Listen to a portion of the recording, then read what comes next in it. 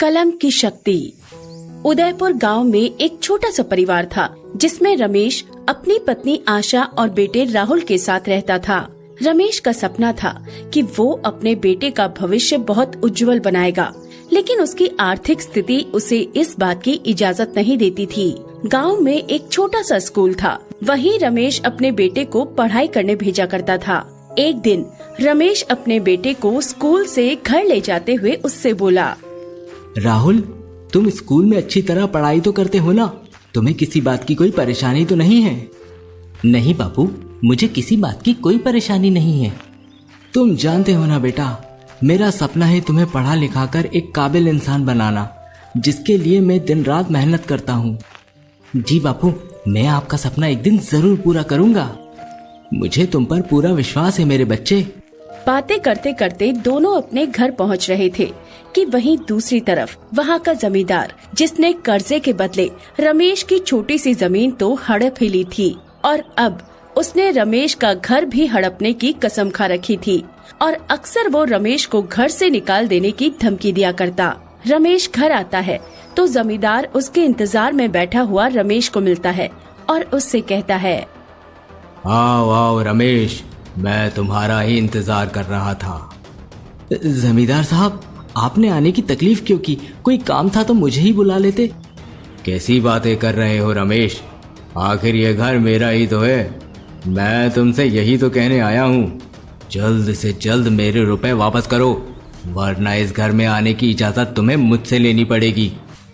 इस कर्ज के बदले में अपनी जमीन तो हार ही चुका हूँ जमींदार साहब। अब मेरे पास इस घर के अलावा और कोई ठिकाना नहीं है। आप विश्वास रखो, मैं आपका सारा कर्ज चुका दूंगा, बस मुझे थोड़ा समय दे दीजिए। रमेश की बातें सुनकर जमींदार वहां से चला जाता है। इसी बीच एक दिन रमेश के बेटे राहुल का जन्मदिन आता है, लेकिन रमेश के पास अपने बेटे को उपहार देने के लिए ज्यादा पैसे नहीं थे और वो अपनी जेब से 5 रुपए का सिक्का निकालकर राहुल को देते हुए बोला, राहुल, तुम्हारे जन्मदिन के अवसर पर तुम्हें देने के लिए मेरे पास कुछ नहीं है। मुझे माफ कर दो मेरे बच्चे, और ये 5 रुपए मेरे आशीर्वाद के रूप में स्वीकार करो।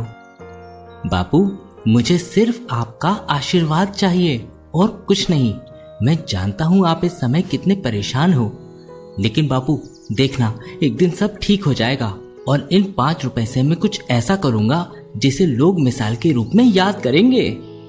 राहुल बहुत दिन तक वो सिक्का अपने पास रखता है और सोचता है कि इस जमाने में आखिर इन 5 रुपए से ऐसी क्या चीज आ सकती है जो मेरे लिए महत्वपूर्ण हो। राहुल को परेशान देख उसकी माँ उसके पास आती है और उससे कहती है, क्या हुआ राहुल बेटा, इतने परेशान क्यों लग रहे हो? कोई बात है तो मुझे बताओ। माँ, बात यह है कि बापू ने मेरे जन्मदिन पर 5 रुपए दिए थे। आखिर मैं इससे ऐसी क्या चीज खरीद सकता हूँ जो मेरे जीवन में हमेशा साथ रहे। मेरे बच्चे, मैं ज्यादा पढ़ी लिखी तो नहीं हूँ, लेकिन मैं इतना जरूर जानती हूँ कि शिक्षा एक ऐसी प्रक्रिया है जिससे हमें जीवन की सही दिशा दिखाई देती है। तो तुम इन 5 रुपए से एक कलम खरीद सकते हो। कलम वो है जिससे अदालत में फैसले होते हैं। बड़े से बड़े लेन देन में कलम का उपयोग किया जाता है। कलम की शक्ति से हम अपने सपनों को साकार कर सकते हैं। राहुल अपनी माँ की बातें बहुत ध्यान से सुनता और समझता है और उनकी बातों से प्रभावित होकर उसे अपने जीवन की नई दिशा मिल जाती है। वो तुरंत जाकर अपने लिए एक कलम खरीद कर लाता है, जिसके बाद वो बहुत मन लगाकर पढ़ाई करता है। राहुल की पढ़ाई में रुचि देख उसके स्कूल के अध्यापक उसकी प्रशंसा करते हुए उससे बोले, राहुल, तुमने तो कमाल ही कर दिया। पिछली परीक्षा के परिणाम देखकर मैं तुम्हारी तारीफ करने से खुद को रोक नहीं पाया। धन्यवाद मास्टर जी, मुझे अभी और मेहनत करके अपने बापू का सपना पूरा करना है और इस गांव के हालात को बेहतर करना है। शाबाश राहुल, तुम्हारे सपने तो बहुत बड़े हैं और इसी तरह मेहनत करते रहोगे तो एक दिन अपने बापू का सपना जरूर पूरा करोगे। अगर तुम्हें किसी भी तरह की मदद चाहिए तो मुझे जरूर कहना, मुझे तुम्हारी सहायता करके बहुत खुशी होगी। आपका बहुत धन्यवाद मास्टर जी, जो आपने मेरे लिए इतना सोचा। राहुल के अध्यापक उससे बहुत ज्यादा प्रभावित होते हैं। साथ ही राहुल से उन्हें एक अलग तरह का लगाव होने लगा था। वो पढ़ाई के खर्चे में उसकी हर तरह से सहायता करते और उसे आगे बढ़ने के लिए प्रेरित करते। एक दिन स्कूल में शहर से प्रतियोगिता आयोजक आते हैं और तरह तरह की प्रतियोगिता करवाते हैं, जिसमें राहुल के अध्यापक हेमंत और सीमा राहुल को भी इस प्रतियोगिता में भाग लेने के लिए बोलते हैं। राहुल, हमारे स्कूल में बहुत बड़ी प्रतियोगिता होने वाली है। मैं चाहता हूँ कि तुम भी इस प्रतियोगिता में हिस्सा लो। मास्टर जी, मैं ये कैसे कर सकता हूँ? इस प्रतियोगिता में तो दूसरे स्कूल के बच्चे भी शामिल होने वाले हैं, जो मुझसे ज्यादा समझदार और होशियार होंगे। अगर मैं इस प्रतियोगिता में हार गया तो? बेटा, हारना और जीतना तो हमारे जीवन का एक हिस्सा है। अगर तुम ये सोचकर आगे नहीं बढ़ोगे कि तुम हार जाओगे, तो तुम कभी आगे नहीं बढ़ पाओगे। बल्कि तुम्हें खुद पर पूरा विश्वास होना चाहिए और अपनी तरफ से पूरी तैयारी करना चाहिए। मुझे विश्वास है कि तुम इस प्रतियोगिता में जरूर जीतोगे। ये क्या राहुल, तुम तो अभी से हारने की बात सोचने लगे। पहले प्रतियोगिता में शामिल तो हो जाओ। हो सकता है तुम ही प्रथम स्थान प्राप्त करो, और अगर तुम हार गए तो उससे निराश मत होना, बल्कि ये सोचना कि हर हार में एक सीख छिपी होती है। ठीक है मास्टर जी, अगर आप दोनों को मुझ पर इतना विश्वास है तो मैं इस प्रतियोगिता में जरूर शामिल होऊंगा और पूरी तैयारी के साथ लेखन प्रतियोगिता में भाग लूंगा। बहुत बढ़िया राहुल, अब तुम बिना घबराए अपनी प्रतियोगिता की तैयारी शुरू कर दो, क्योंकि अब हमारे पास ज्यादा समय नहीं है। राहुल लेखन प्रतियोगिता में हिस्सा लेता है और उसकी तैयारी में लग जाता है, जिसमें वो अपनी उसी कलम से एक कविता लिखता है। धीरे धीरे प्रतियोगिता का दिन भी आ जाता है। प्रतियोगिता शुरू होते ही सभी बच्चे अपने अपने लिखे हुए गीत, निबंध और कविताएं सुनाते हैं। इसी तरह राहुल को भी अपनी कविता सुनाने मंच पर बुलाया जाता है। राहुल अपना परिचय देने के बाद अपनी कविता पूरे आत्मविश्वास और जोश के साथ सुनाता है। मेरी कविता का शीर्षक है कलम की शक्ति। कलम की लहर से सागर बनाना है, शब्दों के समंदर में खुद को डुबाना है, सपनों के आंचल से जग को ढकना है, भावनाओं के पार अपना रंग छिपाना है। हर शब्द में एक कहानी छिपी है, कलम की मदद से उसे साकार करना है। विचारों के छोटे से घर में सपनों को बड़ी उड़ान देना है। कलम की शक्ति से जग को रोशन करना है, हर शब्द में नया संदेश छिपाना है। लिखो, छाओ, बांधो सपनों का गुलाब, कलम की शक्ति से जीवन को स्वर्ग बनाना है। राहुल की इस कविता ने वहाँ मौजूद हर व्यक्ति का दिल जीत लिया था और तेज तालियों से पूरा मंच गूंज रहा था। वहीं इस प्रतियोगिता को देखने उसके बापू भी आए थे, जो उसे बहुत भावुक होकर देख रहे थे।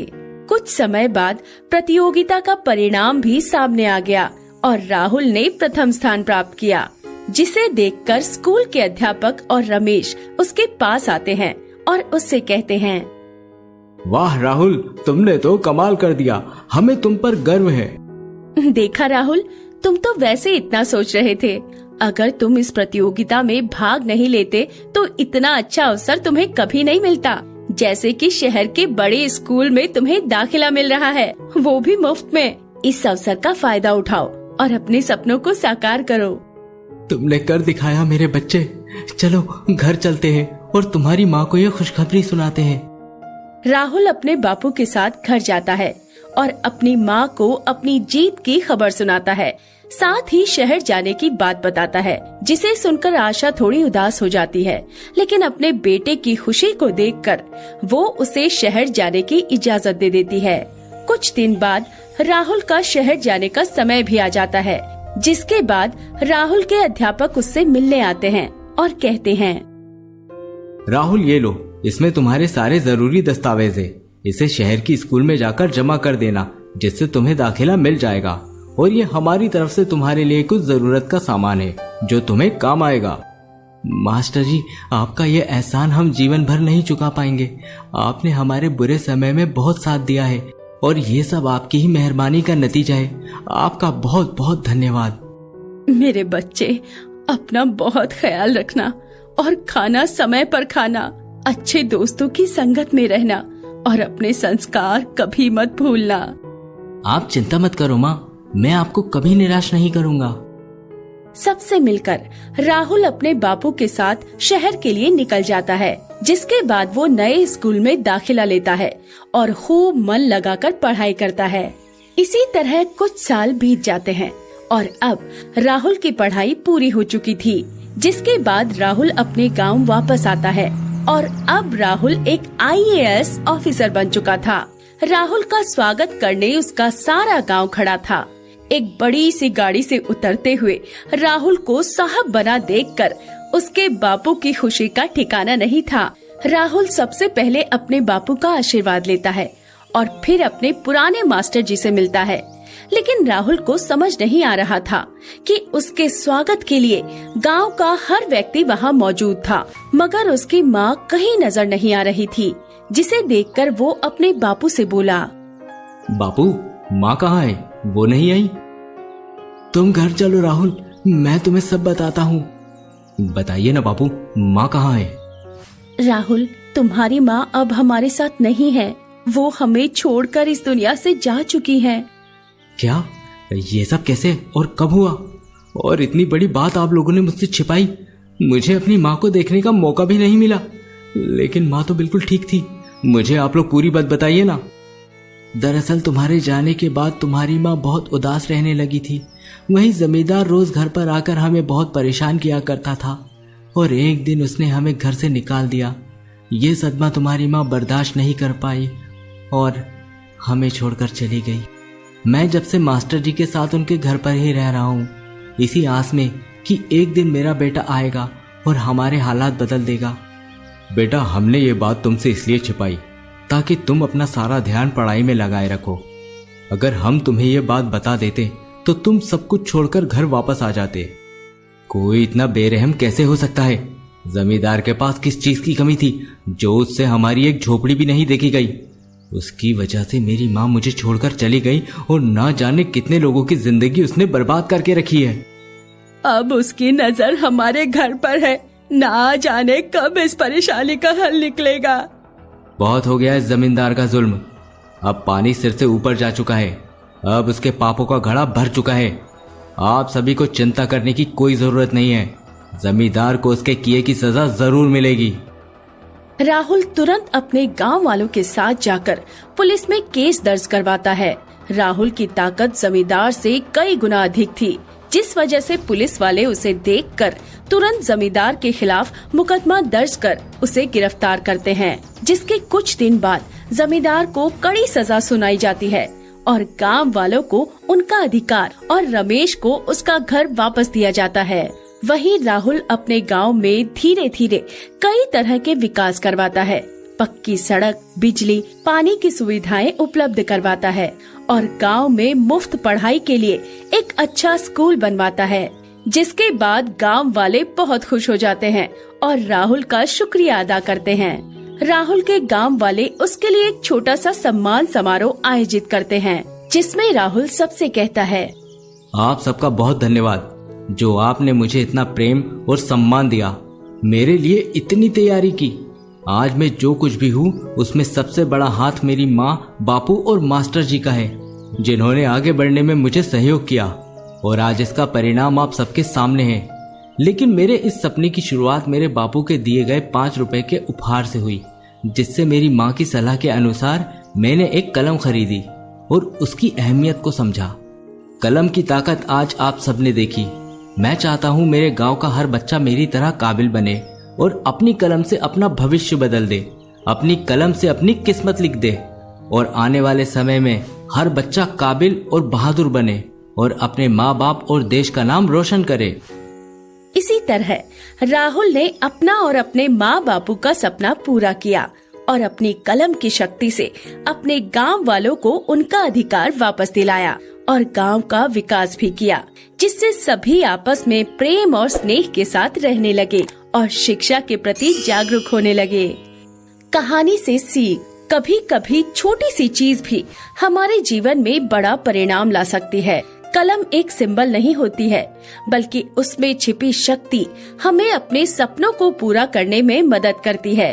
इससे हमें ये सीख मिलती है कि शिक्षा की महत्वपूर्णता हमें सही दिशा में ले जा सकती है और हमारे सपनों को साकार करके हमें सफल बनाती है।